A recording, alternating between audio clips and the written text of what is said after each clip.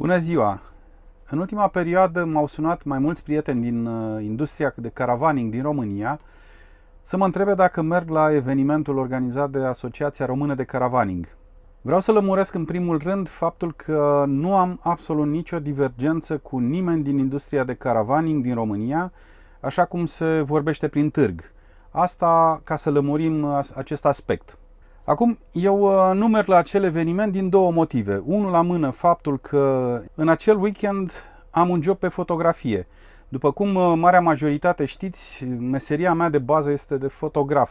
Așa că merg la un job, am o nuntă de fotografiat acolo în Zalău, nu pot participa la acel eveniment. Și doi la mână, eu nu sunt interesat de grafice, de situații ale matriculărilor din industria de caravaning. Sunt informații care sunt inutile pentru mine, pentru că eu nu fac parte din industrie, nu am afacere în această industrie. Tot ce fac eu pentru această industrie sunt prestări de servicii foto și video de cele mai multe ori pentru firmele din industrie. Deci îmi fac meseria mea. Nu am service, nu sunt dealer, nu vând nimic, nu am componente și așa mai departe. Eu prestez servicii foto și video profesionale pentru cine dorește.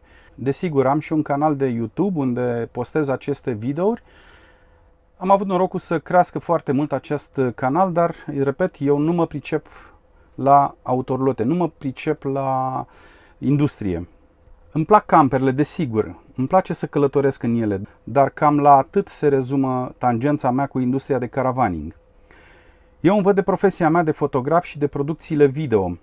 Anul acesta, de exemplu, Megamobil, un producător de campervanuri de calitate din Slovenia, m-au angajat să fiu fotograful oficial la standul lor de la Caravan Salon Düsseldorf. Tot la Caravan Salon am realizat și video de promovare pentru o altă firmă. Este vorba de o firmă olandeză, se numește Horex. E un producător de blindere, plase anti-insecte și slidere pentru RV-uri. Revenind la evenimente, în perioada 1-3 noiembrie voi fi disponibil să ne putem întâlni pentru cei care doresc să ne revedem după un an de activitate. Ne putem vedea la camping la Bubu în Transilvania. Acolo sunt undeva în jur de 10-13 locuri de campare și câteva camere. Pentru cei interesați voi reveni cu detalii. Toți cei interesați pot veni la această întâlnire prietenească. Vom petrece timp fain la un grătar și cum mustul se transformă repede, vom avea și un vin de calitate. Ideea întâlnirii este să ne revedem după un an de activitate, să schimbăm impresii și, pentru că iubim călătoriile cu camperele, să petrecem timp în natură, lângă un foc de tabără, în compania unei chitări, de exemplu. Prietenul meu, Machi, de la Smocăreală din București, va face un live cooking în data de 2 noiembrie, așa că va fi un prilej foarte bun să ne delectăm cu un meniu extraordinar realizat de Machi. Evident că poate mulți dintre voi nu-l cunoașteți, dar las link aici în descriere. Vedeți ce face și cred că nu veți regreta dacă veniți la această întâlnire. Cum am spus, locurile pentru această întâlnire sunt limitate, undeva între 10 și 13 locuri pentru autorulote și rulote. Sunt undeva la 5-6 camere în pensiune. Dacă mai sunt doritori, mai sunt în sat câteva case de oaspeți, pot să mă interesez și să vă trimit informații dacă veți dori.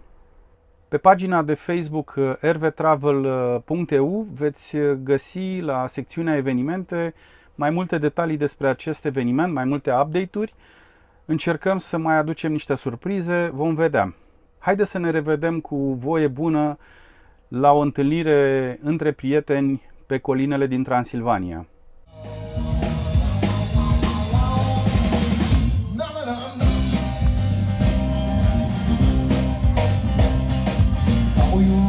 Ajungem acum, față în față, cu față de cur.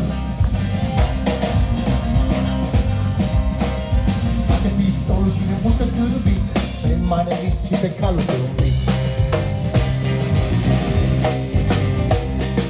Vă spun cinstit, eu sunt cowboyul, Nelu, pe unde mă duc, începe măcelul.